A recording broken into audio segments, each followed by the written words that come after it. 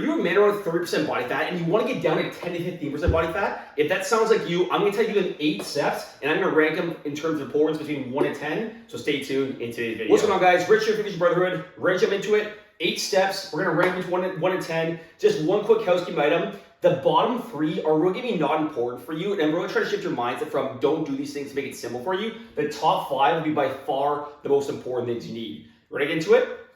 Number 8, carb versus fat ratio. I'll explain that in 1 sec. And I'm going to give that a 1 out of 10 in terms of importance. So not important at all. 10 is going to be obviously the most, 1's going to be the least. Carb versus fat ratio, what I mean by that is, maybe you've heard like don't have carbs, you're trying to lose fat because it's bad for you. It's absolutely bullshit. If your calories and your protein are dialed in, spoiler alert, they're going to make the top 5. That's all you really have to worry about. And you can kind of scale your diet and your nutrition to either more carbs or fats. So once the calories are met, once the protein's met, if you prefer more carbs, have more carbs. If you prefer more fats, have more fats. I'm a carb guy myself, so I'm gonna take some more carbs, but it's very individualized. That way you don't have to go to MyFitnessPal, calculate like 40% carbs, 30% protein, 30% fat. That's a pain in the ass. No one wants that math. Keep it super simple. Calories and protein dialed in, and carb and fat ratio, not important at all. So don't worry about that. And that's what comes at number 8 for me. And I give it a 1 out of 10. Okay, coming to number 7, we have steady state cardio. I'll explain it in 1 sec. And I'm gonna give it a 2 out of 10. So what I mean steady state cardio, I'm just gonna like jogging, just some sort of cardio where you're going at the same pace for over about 15, 20 minutes in length. And the reason why it's not important in the fat loss phase to get down 30 to about 10 to 50% body fat range is exercise only makes up 5 to 10% of how many calories you burn. So I'm gonna really change your mindset today to not burning calories, but focus on nutrition and weight training to make sure you're losing fat but keeping your muscle. Because if you just lose a shitload of weight, the analogy I like to give a lot of time is you're almost going to look like a melted candle. This is why you don't want to focus your efforts on burning calories, and it's such a small number to begin with. So let's be more convenient. Let's let the nutrition take care of the fat loss for us, and let the workouts help protect our muscle in the gym and naturally go in a fat loss phase. Now, I do give it a 2 to 10, and maybe somewhat importance if you want to say, okay, you want to maybe just going to burn an extra few hundred calories a day, that's fine. However, this definitely shouldn't make up the bread and butter of your training. It's okay to sprinkle in if you enjoy it, but don't make this the meat potatoes of your training because it's just a flawed way of looking in terms of burning calories. That's number 7, steady state cardio, 2 to 10. Coming in at number 6, we got HIIT. So high intensity interval training, I'm going to give this a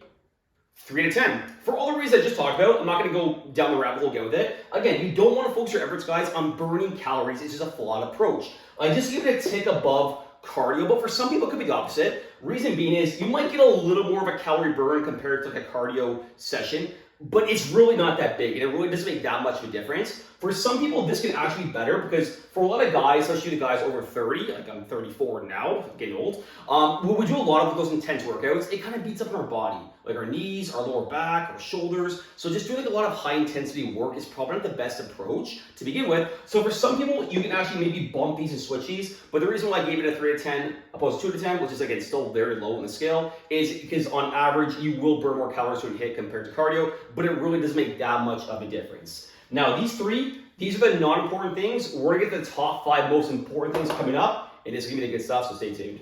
Coming in at number 5, we have steps. So now this gets to the good stuff, and this is the top 5 stuff you should be doing. And I'm gonna rank this and grade this a 7 out of 10. The reason why I love steps so much better than like cardio and HIIT training, it's just so simple and so easy on the body, right? Like we're gonna HIIT training, we're doing cardio, there's that pounding, and it just accumulates a lot of fatigue in our body. Steps, it's just super simple way just to move around. So if you can get like 8,000 to 10,000 steps a day, it's fantastic. Because I think for a lot of us, we forget that fat loss, it's not just calories in, it's calories out. So a lot of times we just, we drop our calories in like crazy, we stop eating as much food, but our step count's like super low. I'd rather eat more, move more, opposed to eat less, move less, if that makes sense. So steps the best you can. I'm not going to spend too much time, but you guys know the drill is pretty straightforward. Move as much as you can because it's obviously going to help with fat loss, and obviously the more stationary you are, that means you have to decrease your calories, which is never not fun, right? We want to eat more. So for number 5, steps, and I give it a 7. Coming in at number 4, and this is going to surprise you a little bit, I got sleep, and I'm going to grade this a 8 out of 10. And here's the thing, and here's why sleep's so important.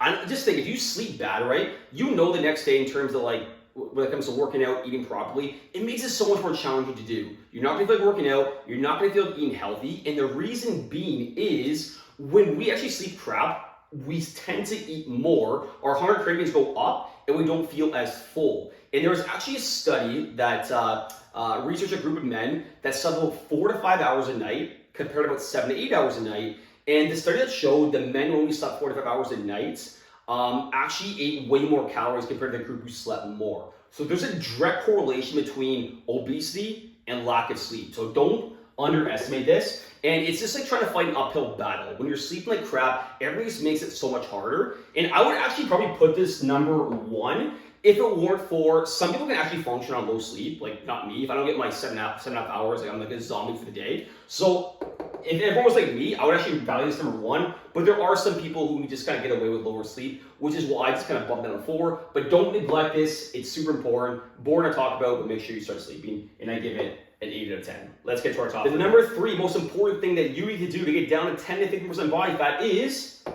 lift weights. And I'm gonna grade this a 9 out of 10. So again, I kind of talked about why you should be focusing on burning calories for the majority part here. What we want to do is let nutrition take care of the calories for us, and we want to be training to make sure we're protecting our muscle in the gym, because here's the thing. Our goal in a fat loss phase is to lose as much fat as possible, but protect as much muscle as possible. And I made a full video that I'll maybe link at the end of this video, that weight loss is very different than fat loss. We want to lose fat. We don't want to just lose weight. Losing weight is, okay, maybe losing fat. It could be losing glycogen. It could be losing muscle. So losing weight is so many different things. But losing fat is completely different. We're losing fat and we're keeping our muscle, and this is what we want, and this is why you have to lift weights at least 3 to 4 times a week, ideally 4. So don't neglect this. If you do, you're looking at a melted candle when you lose a bunch of weight off. You don't want that. We want to lose the fat and also keep the muscle, and then obviously build muscle down the road. So make sure you're doing this as the bread and butter of your training, and make sure you're not focused on burning calories from the bottom couple things down here. Let's get to number 2. Coming in at number 2, any guesses? We got protein, and I'm going to grade this a 9 out of 10. And I basically have the same idea with weights. Again, our goal is to protect our muscle, but here's the thing with protein that it's going to make losing fat a lot easier as well. That can be a little bit different than with weights. We'll give it maybe a 9.5. Let's say 9.5. So protein, the cool thing about that is you're going to feel more full. And when you eat protein, just think, what's going to fill you up more? Having like 2 chicken breasts or eating like a box of pizza? Obviously, the chicken breast is going to fill you up a lot more, right? Like, I don't know about you, I can devour 8 slices of pizza, no problem at all. When it comes to eating chicken, sometimes a little bit hard to do. So protein is going to help us, again, keep our muscle in the fat loss stage, which I talked about. It's going to keep you full. And if you want a little bit of a nerd fact, it actually has a higher thermic effect of food. Meaning, the more calories you consume in protein relative to carbs and fats, you're actually going to burn off more of a higher percentage. So if you eat 100 calories of protein, you typically burn off about 25 to 30% of those. When you eat 100 calories of carbs, you only typically burn about maybe 3 to 5%. So it's not a big difference, but it all adds up. So it helps with fat loss and it helps protect your muscle. This is what you want and you need to do in a fat loss phase. Let's get to number 1. Ready for number 1?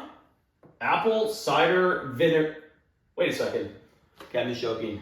I'm assuming you guys can guess number 1. I'm sure a lot of you can. If you can't, don't worry. It is going to be a calorie deficit. And this is going to be a 10 out of 10 in terms of importance, because you can be sleeping like a baby. You can be walking 20,000 steps a day. You get the perfect workout program. If you're eating too much food, none of this is going to make a difference at all. So you obviously got to make sure your calories are dialed in when you're trying to lose that body fat to get down to 10 to 50%. Now, I can probably make a full video on like how to actually tactically do, especially how to work out, how to get the right protein in terms of meal ideas, how to eat for a calorie deficit, etc. But I just want to kind of give you the top 5 things you need. And then in future videos, I'll really break this down in a lot more tactical steps. So if you're watching this, please give me a thumbs up, give me a subscribe, and I'll make sure to go into these information and these details for you. That way you get down 30% to that 10 to 50% range.